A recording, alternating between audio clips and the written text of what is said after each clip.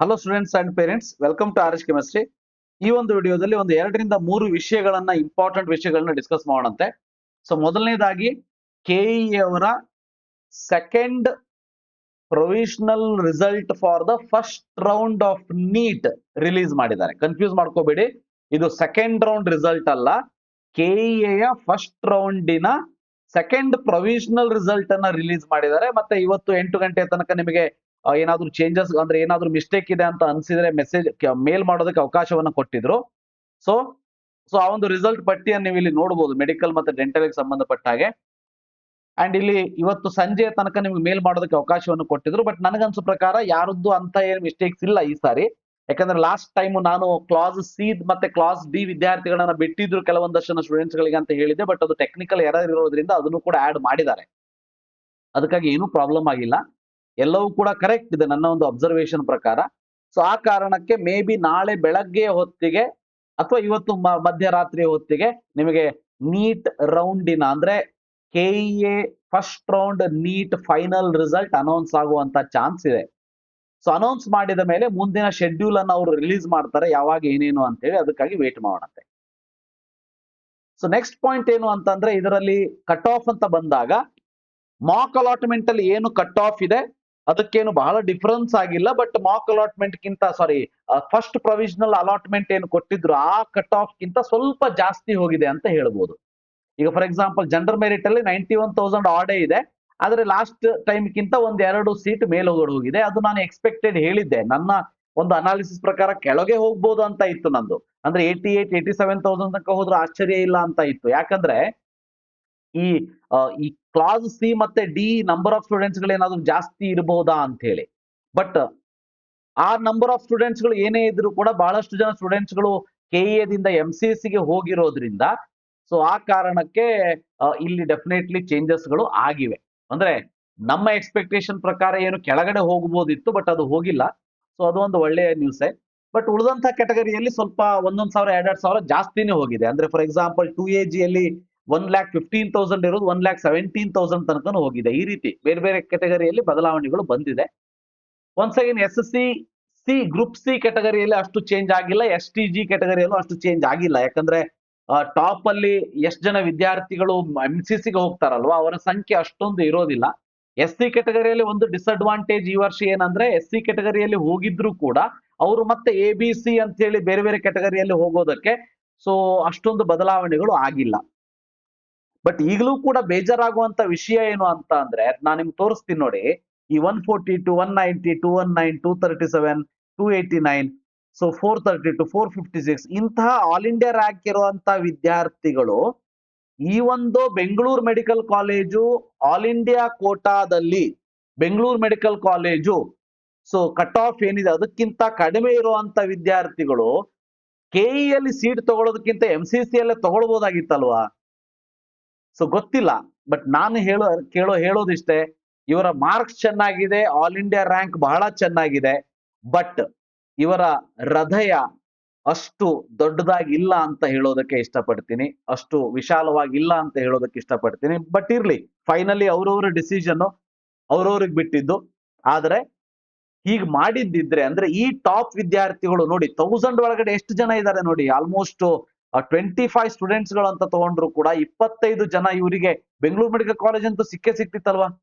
ಎಲ್ಲರೂ general merit ಇದ್ದಾರೆ, ಮತ್ತೆ SC ST ಇದ್ರೆ ಹೇಳ್ತಿದ್ದೆ ನಾನು, ಬಟ್ ಜನರಲ್ ಮೆರಿಟ್ ಇದ್ದಾರೆ ಅಂತ ಎಲ್ಲ ವಿದ್ಯಾರ್ಥಿಗಳಿಗೆ ಅಲ್ಲಿನೇ ಸೀಟ್ ಸಿಕ್ತಿತ್ತಲ್ವಾ. ಅಲ್ಲಿ ಹೋಗದೇನೆ ಇಲ್ಲಿ ತಗೊಂಡಿದ್ದಾರೆ ಅಂದ್ರೆ 25-30 ಸೀಟುಗಳು ಕರ್ನಾಟಕದವರಿಗೆ ಡೆಫಿನೆಟ್ಲಿ ಲಾಸ್ ಆಗಿದೆ. ಈಗಾದ್ರೂ ಏನು ಕಾಲ ಮಿಂಚಿಲ್ಲ. ನನ್ನ ರಿಕ್ವೆಸ್ಟ್ ಇಷ್ಟೇ, ಈ ಎಲ್ಲ ವಿದ್ಯಾರ್ಥಿಗಳು ಸೆಕೆಂಡ್ ರೌಂಡ್ MCC ಯಲ್ಲಿ ಪಾರ್ಟಿಸಿಪೇಟ್ ಮಾಡ್ಲಿ. ಸೊ ಮಾಡಿದ್ರೆ ಸೊ ಹೊಸದಾಗಿ ಆಪ್ಷನ್ ಎಂಟ್ರಿ ಮಾಡೋದಕ್ಕೆಲ್ಲ ಅವಕಾಶ ಕೊಡ್ತಾರೆ. ಕೊಟ್ಟಾಗ ಬೆಂಗಳೂರು ಮೆಡಿಕಲ್ ಕಾಲೇಜೇ ಬೇಕಾದ್ರೆ ಹಾಕೊಳ್ಳಿ. ಸೊ ಅದನ್ನ ಹಾಕೊಂಡು ಕೂಡ ಸೊ ಅವ್ರು MCC ಥ್ರೂ ಬಂದು ಸೀಟ್ ತಗೋಬಹುದಾಗಿತ್ತು. ತಗೊಳ್ತಾರೆ ಅಂತ ಅನ್ಕೊಳ್ಳೋಣಂತೆ. ಸೊ ಬಟ್ ಡಿಸಿಷನ್ ಫೈನಲಿ ಅವರಿಗೆ ಬಿಟ್ಟಿದ್ದಷ್ಟೇ.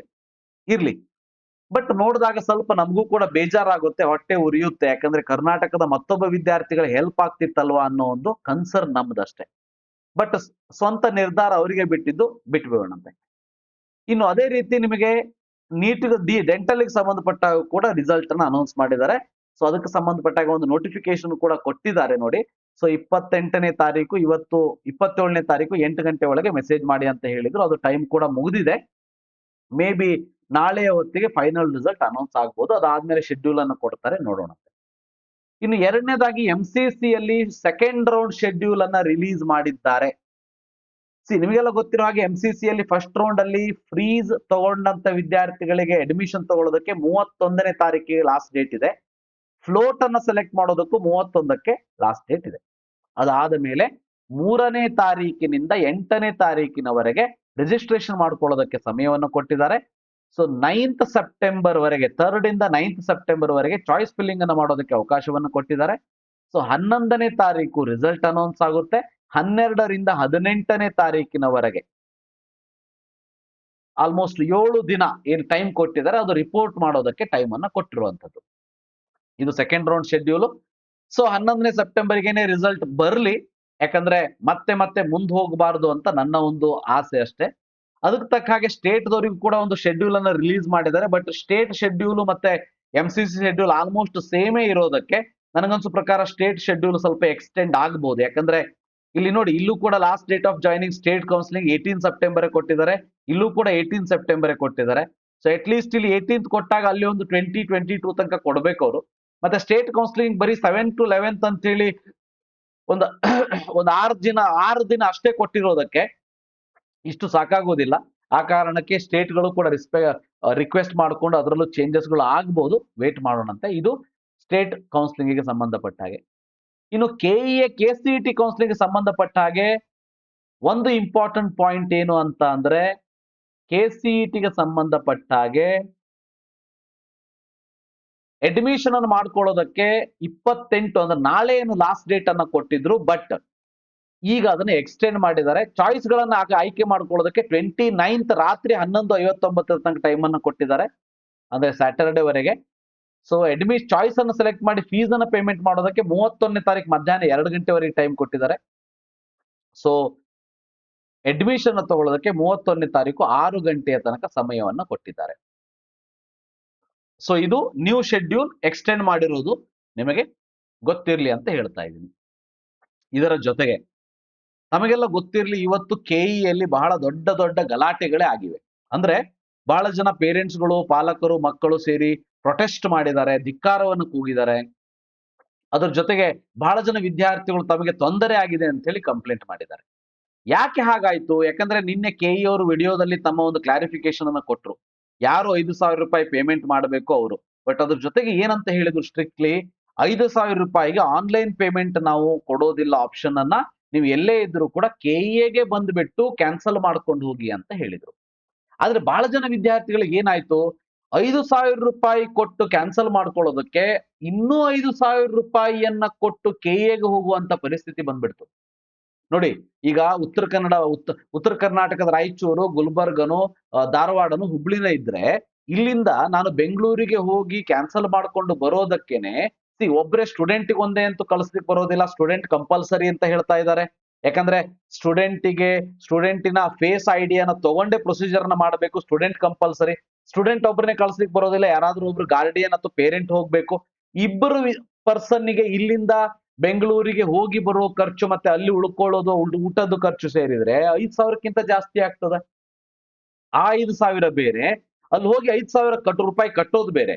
ಅಂದ್ರೆ ಇಷ್ಟು ದುಡ್ಡನ್ನ ಕಟ್ಸ್ಕೊಂಡು ಕ್ಯಾನ್ಸಲ್ ಮಾಡ್ಕೊಳ್ಳುವಂತ ಅವಶ್ಯಕತೆ ಇತ್ತ ಅಂತ ಹೇಳಿ ಬಹಳ ಜನ ಪೇರೆಂಟ್ಸ್ ಗಳು ಕ್ವಶನ್ ಅನ್ನ ಕೇಳಿದ್ರು.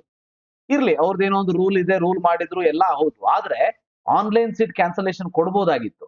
ಆದ್ರೆ ಏನಾಯ್ತು, ಸೊ ಸ್ವಲ್ಪ ಹೊತ್ತಿನ ನಂತರ ಇವತ್ತು ಅಲ್ಲೆಲ್ಲ ಅಷ್ಟೆಲ್ಲಾ ವಿದ್ಯಾರ್ಥಿಗಳು KE ಅವರಿಗೂ ಪಾಪ ಅನ್ಕೊಂಡಿರ್ಲಿಲ್ವೇನು, ಇಷ್ಟೆಲ್ಲ ಜನ ವಿದ್ಯಾರ್ಥಿಗಳು KEಗೆ ಬರ್ತಾರೆ ಅಂತ ಹೇಳಿ. ಆದ್ರೆ KEಗೆ ಅಷ್ಟೆಲ್ಲ ಜನ ವಿದ್ಯಾರ್ಥಿಗಳು ಬರ್ತಾ ಇರೋದನ್ನ ನೋಡ್ಬಿಟ್ಟು ಏನಾಗ್ಬಿಡ್ತು ಅಂತ ಅಂದ್ರೆ, ಅವರು ಮಧ್ಯಾಹ್ನ 2 ಗಂಟೆಯ ಮೇಲೆ KE ಅವರು ಒಂದು ಲಿಂಕ್ ಅನ್ನ ಕೊಟ್ಬಿಟ್ಟು, ಅಂದ್ರೆ ಅವರೇ ಹೇಳ್ಬಿಟ್ರು, ಸೊ ನೀವು KEಗೆ ಬಂದ್ಬಿಟ್ಟು ಕ್ಯಾನ್ಸಲ್ ಮಾಡ್ಕೊಳ್ಳೋ ಅಂತ ಅವಶ್ಯಕತೆ ಇಲ್ಲ, ಸೀಟ್ ಕ್ಯಾನ್ಸಲೇಷನ್ ಪೋರ್ಟಲ್ ಅನ್ನ ನಾವು ಓಪನ್ ಮಾಡ್ತೀವಿ ಅಂತ ಅಂದ್ಬಿಟ್ರು. Okay, so seat cancellation portal ನೋಡಿ, ಈಗಲೂ ಕೂಡ ಅದು ಲಿಂಕ್ ವರ್ಕ್ ಆಗ್ತಾ ಇಲ್ಲ. ಓಕೆ, ಸೊ ನೀವು ಈ ಲಿಂಕ್ ಅಲ್ಲಿ ಕ್ಲಿಕ್ ಮಾಡಿ ನೀವು ಲಾಗಿನ್ ಆಗ್ಬಹುದು. ಆದ್ರೂ ಕೂಡ ಅಲ್ಲಿ ಸೀಟ್ ಕ್ಯಾನ್ಸಲ್ ಅಂತ ಬಟನ್ ಕ್ಲಿಕ್ ಮಾಡಿದ ತಕ್ಷಣ ಅನ್ಅಥರೈಸ್ಡ್ ಎಕ್ಸೆಸ್ ಅಂತ ಬರ್ತಾ ಇದೆ. ಬೇರೆ ಯಾವ್ದಾದ್ರು ವಿದ್ಯಾರ್ಥಿಗಳು ಹಾಗೆ ಬರ್ತಾ ಇದ್ರೆ ದಯವಿಟ್ಟು ಮೆಸೇಜ್ ಹಾಕಿ. ಸೊ ವಿದ್ಯಾರ್ಥಿಗಳು ಕೆಇಒ ಕೂಡ ಅದು ಗೊತ್ತಾಗ್ಲಿ ಅಂತ. ಸೊ ನೀವು ಅದನ್ನ ಕ್ಲಿಕ್ ಮಾಡಿದ ತಕ್ಷಣ ನಾನು ಅದನ್ನ ತೋರಿಸ್ತೀನಿ. ನೋಡಿ, ಕೆಇ ಅವರ ಲಿಂಕ್ ಅಲ್ಲಿ ನೀವು ಲಾಗಿನ್ ಆದ ಮೇಲೆ ಈ ರೀತಿ ಬರುತ್ತೆ. ಅಲ್ಲಿ ಚಾಯ್ಸ್ ಎಂಟ್ರಿ ಮಾಡಿರ್ತೀರಲ್ವಾ, ಸೊ ಅದ್ರ ಕೆಳಗಡೆ ಒಂದು ಆಪ್ಷನ್ ಕೊಟ್ಟಿದ್ದಾರೆ, click here to seat cancel ಅಂತ. ಈಗಾಗಲೇ ನೀವು ಬಹಳ ಜನ ವಿದ್ಯಾರ್ಥಿಗಳು ಚಾಯ್ಸ್ 4 ನ ಸೆಲೆಕ್ಟ್ ಮಾಡ್ಕೊಂಡಿದ್ರು ಕೂಡ ನಿಮಗೆ ಕ್ಯಾನ್ಸಲ್ ಮಾಡೋದಕ್ಕೆ ಅವಕಾಶ ಕೊಡ್ಬೇಕು ಅವರು. So click here to cancel ಅಂತ ಕ್ಲಿಕ್ ಮಾಡಿದ ತಕ್ಷಣ ಈ ರೀತಿ ಬರ್ತಾ ಇದೆ, you are not authorise to view this page ಅಂತ. ಸೊ ಈಗಲೂ ಕೂಡ ಕೆಇಎ ಸರ್ವರ್ ಅಲ್ಲಿ ಈ ಒಂದು ಎರರ್ ಇರೋದಕ್ಕೆ ಬಹಳ ಜನ ವಿದ್ಯಾರ್ಥಿಗಳಿಗೆ ಕ್ಯಾನ್ಸಲ್ ಮಾಡ್ಕೊಳ್ಳೋದಕ್ಕೂ ಕೂಡ ಆಗ್ತಾ ಇಲ್ಲ.